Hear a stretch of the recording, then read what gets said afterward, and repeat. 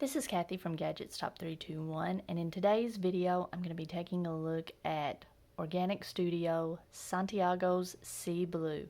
I'm going to test it in a variety of pins and nibs ranging from a Pilot Extra Fine to a 1.5 stub nib, and this is the first Organic Studio ink I've tried, and it is a real sheener.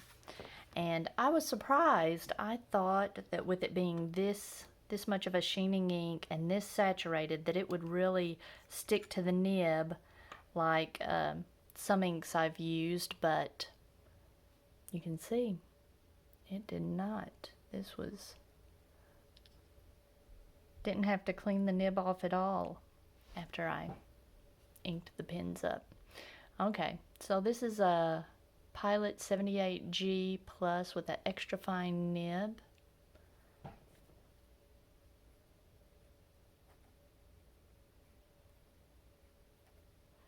A little hard start there. That was unusual for the 78G. But otherwise, it's very pleasant.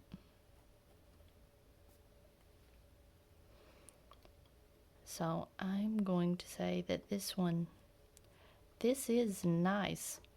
And that's the first time it hard started in these writing samples. I've been writing on other papers, so we'll have to see if some of these other pens hard start.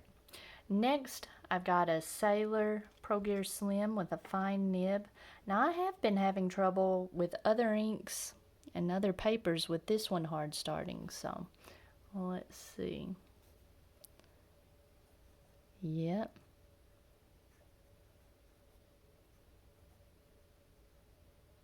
But once it gets started,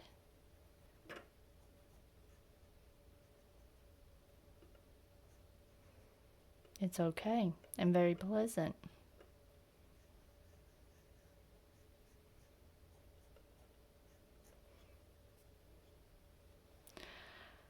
I'm going to say that this is nice to write with.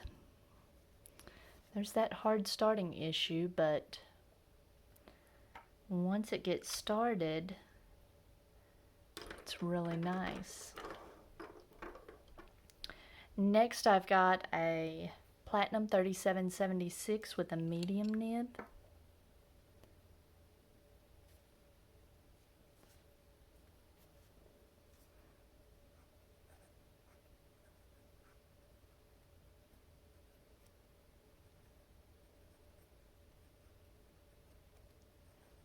This is really nice to write with. It's putting down a lot of ink.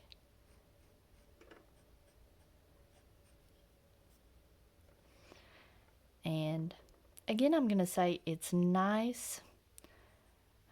It's not glassy smooth, but it's just very pleasant to write with. Just a very nice amount of feedback. Next, I've got a Kaweco Perkeo with a medium nib.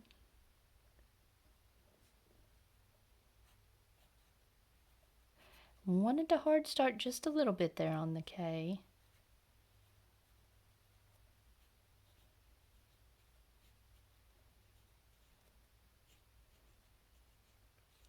But after it gets going, very nice.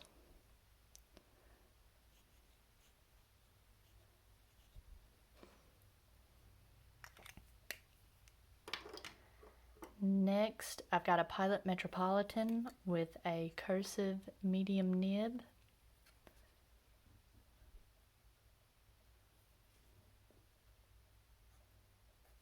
Oh.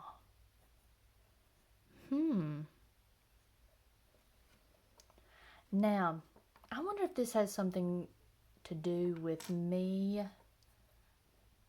I don't ink these up with a converter. I dip them for these writing tests, and I wonder if the capillary action is pulling all the ink backwards instead of having that ink reservoir that's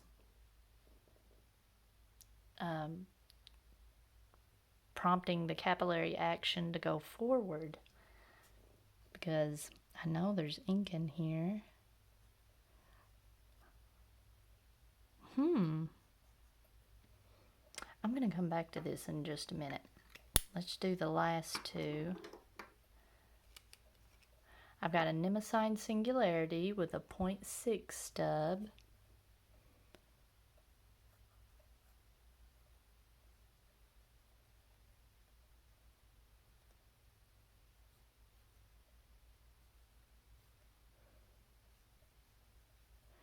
Very smooth, really wet. Putting down a lot of ink, that's going to really sheen. And finally, the Jinhao X750 with the 1.5 stub.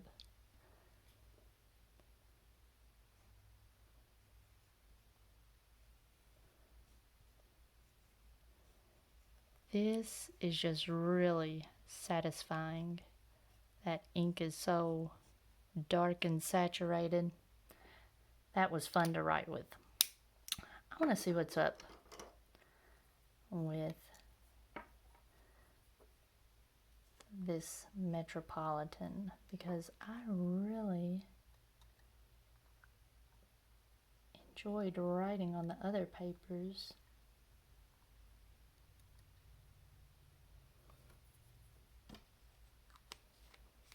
With this nib, let's see if it's going to do anything.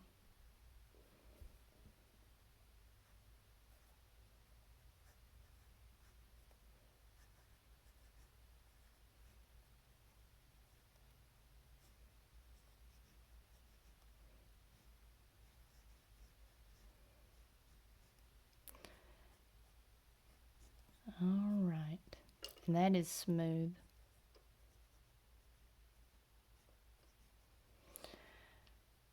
Okay, so I wonder, I'm going to wipe the nib off a little bit.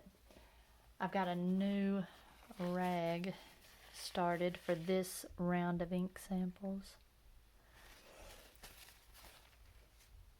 I'm curious how, if that's just an issue from dipping the nib instead of putting it in a converter. I'm curious. Now I'm going to have to put this in a pen with a converter ASAP. An interesting thing, I want to go ahead and show. An interesting thing about these ink smears is they smear from blue. I don't know if that's going to show up, from blue to purple. Or there's a reddish sheen on the ink smear. Let's take a look at the other papers. This just looks like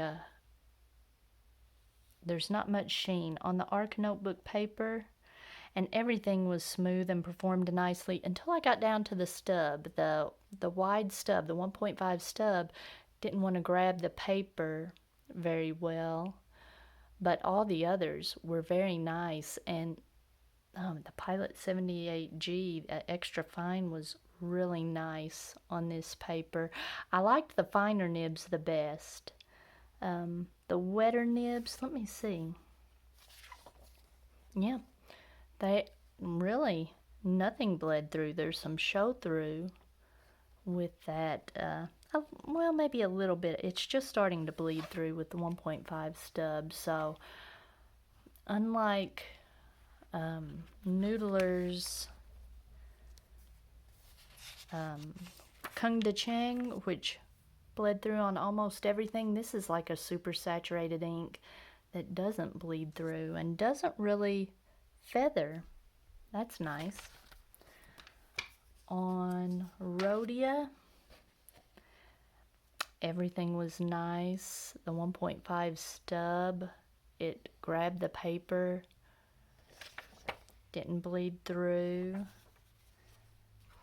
Kung De Chang even bled through a little bit on rhodium. Now on the 20-pound copy paper, it is wanting to feather a little bit. So on the wider nibs, it's not as pleasant to use, but the extra fine nib, even the extra fine nib, it bled through a little bit. It is wanting to bleed through some. Not quite as bad as the Kung De Chang, but let's see. The fine nib didn't do too bad. The medium nibs and up, it wants to bleed through. Now, on the Leuchtturm paper, it was just, you see the blue in the ink smear, but when you're writing, it's just the blue and the red sheen combined to make just a purpley ink in a wide nib anyway. The ink smears is really cool though. And this is just a very pleasant ink on Tomoe River paper. It's just pleasant in all the nibs. I'm gonna have to check out this hard starting issue to see if it's just because I dipped the pens, and this isn't a thick ink like the Kung De Chang. Kung De Chang really would stick to the nibs, and you could tell it stuck to the sides of the bottle or the sample vial. This isn't as thick of an ink, so I'm tending to think the capillary action is just making the ink run backwards instead of out the front of the nib. Not sure about that. I don't know, but the tines coming together like this should force the ink forward. Not sure. Have to test that some more, but I do like the way this ink feels in the nib. Alright, if you found this video helpful, please give me a thumbs up, and if you'd like to see more videos like this, please subscribe to my channel.